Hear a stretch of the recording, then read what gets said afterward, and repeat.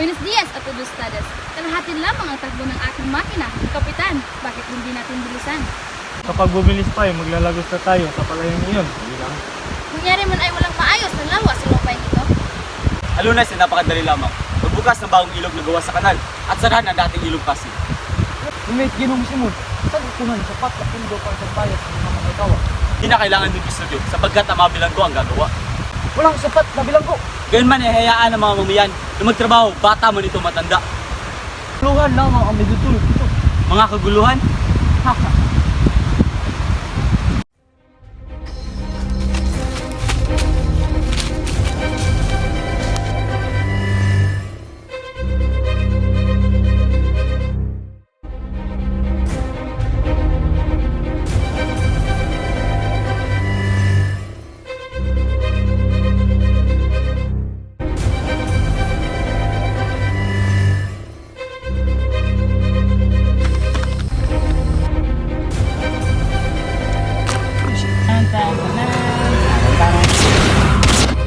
Mawalang galang, Kapitan. Ngunit nalalaman mo ba kung saan banda ng lawa namatay ang isang ginoong nangangalang Gibara, Nibara o Ibara nga ba yun?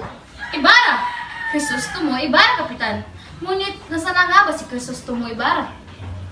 Ayon sa mga kawal doon. Kung gayon, Kapitan, ang kanyang bangkay ay... Nakasama ng bangkay sa kanyang ama. Di ba isa rin dyan filibustero?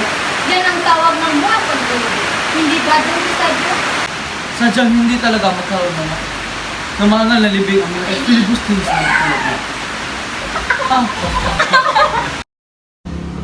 Telesforo, mabuti at nandito ka. Magandang araw, Padre. Ano ang aking may paglilingkod? Kailangan mo na magbayad ng buwis 200 piso.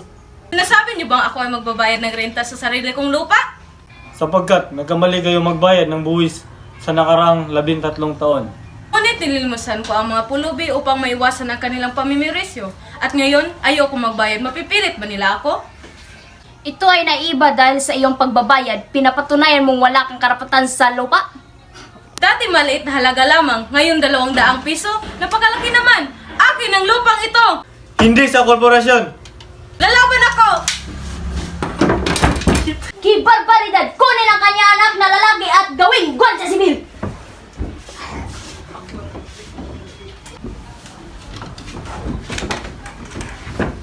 Huwag ang aking anak! Bitawan niyo siya! Ama, Babawi tayo, anak.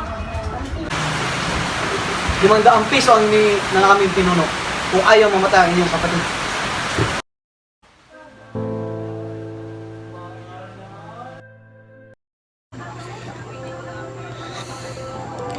Matagal na rin nang huli akong nakapunta rito.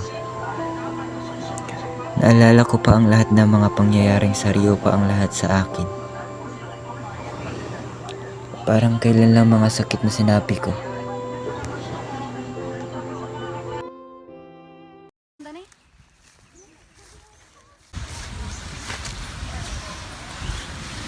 Maaari po ba kayong matulungan, Ginoo?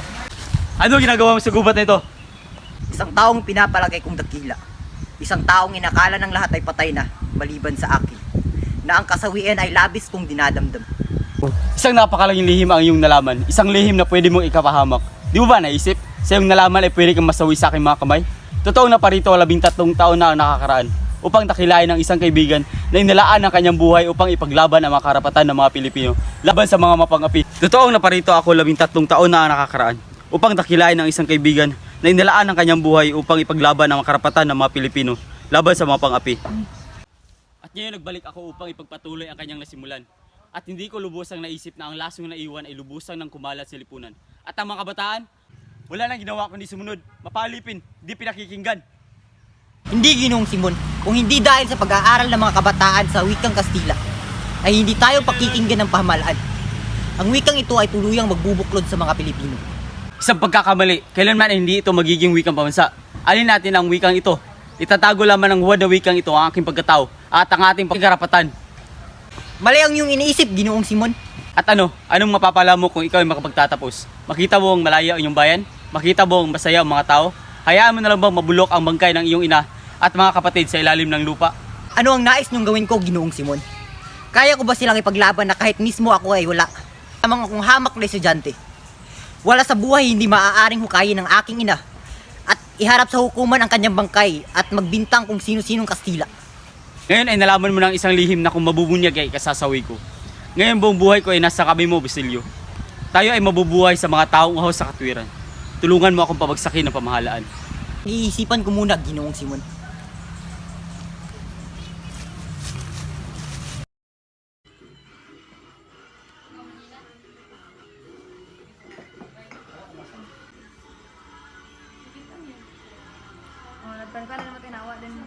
Asuntaciones del Dijuantes respetan on vistohon sobre Abril 20 on Académico Castellano. Daupel permitel iso Gobernador General. Silensya, totos, kabesa. Diotasyon, os, jikos, simin. Petin, gibilis.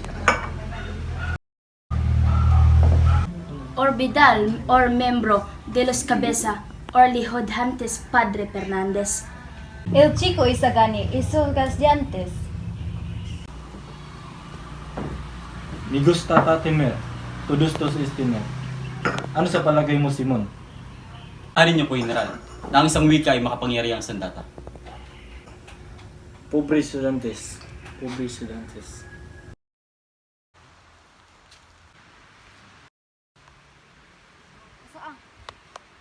Wag! Akin ang lupang ito! Hindi! Wag! Wag!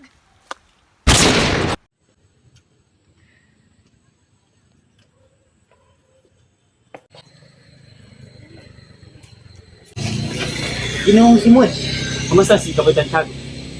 mahina ng kanyang pulso. Wala na siyang ganang kumain at kumalat na ang lason sa kanyang katawan. Ano ang bakay niyo rito, Ginoong Simon? Naparito ako dahil sa dalawang bagay, ang kamatayan mo o ang inyong kilabakasan. Sa panig ng inapi o sa panig ng inaapi. Sa panig ng inaapi o sa panig ng umaapi? Hindi ko alam.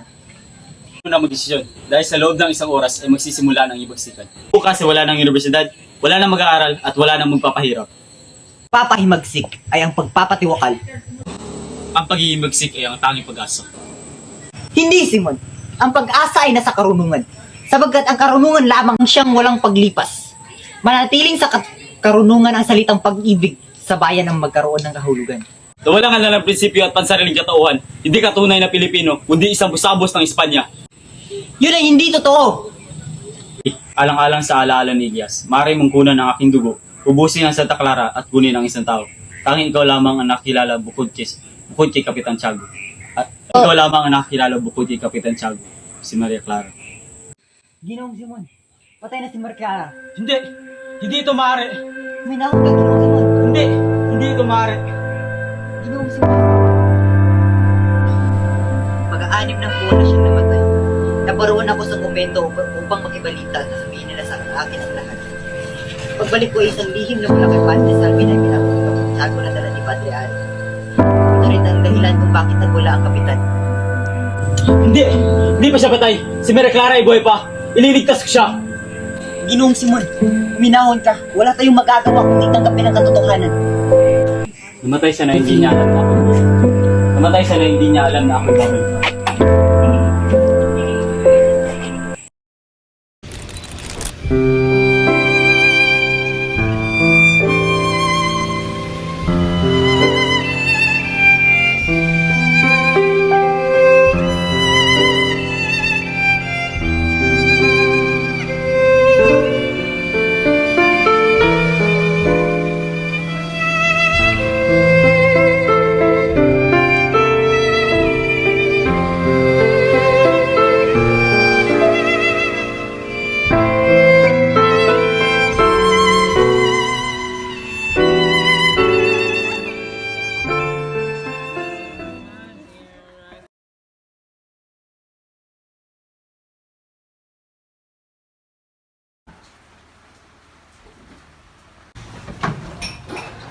Jesus, tumoy bara.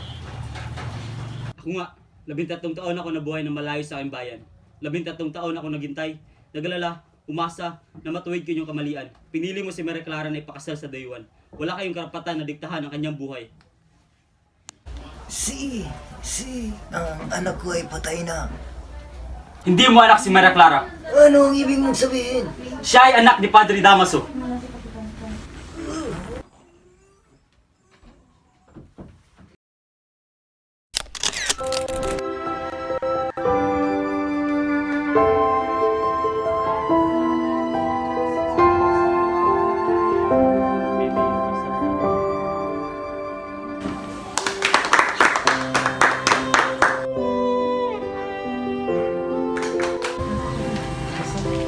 Bakit nagawa mo to sa akin, Paulita? Mahal na mahal kita. Panaginip lang bala. Akala ko hindi ka nadadating. Ito ang aking handog para sa bagong kasal.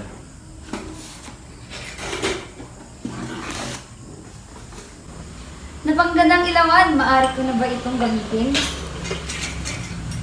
Oo naman, bakit hindi? Naway maging talaw ito sa pag-iisang dibdib ninyo. Maraming salamat, Don Simon. Walang anuman. Karapatin ako'y aalis na. Don Custodio, General, mga bata, Padre. Buenas noches, adas mas, adios. Isagani, tara na! Pabayaan mo ako, Basilio. Bukas hindi na siya ang dating... Gusto mo bang mamatay? Ano ka mo? Isagani, makinig ka sa akin. Ang lampara sa loob ay may lamang pulbura at maaari itong sumabog ka anumang oras. Kaya tara na. Sasabog? Ano sasabog ang pinagsasabi mo? Tara na, Isagani. Huwag na tayong mag-aaksaya pa ng panahon. Ngunit si Paulita. Nasa loob ba si Paulita? Nakasulat dito, Metis el Paris Crisostomo Ibarra. Isang biro lang yan. Isang masamang biyo, isang pabubanta mula sa taong matagal nang namayapa. Hindi kaya gusto niya patayin lahat? Padre Camora, pabitaas lamang ang petsa. Ano yun? Magnanakaw, habulin ang magnanakaw! Ang nampa ng iyon ay isang dinamita. Buhay si Cristo may bara. Marahil ay pinagmamasdan niya ang ating mga kilos. Marahil ay ganun na nga, ito ay bahagi ng kanyang plano. Isang biro lang yan.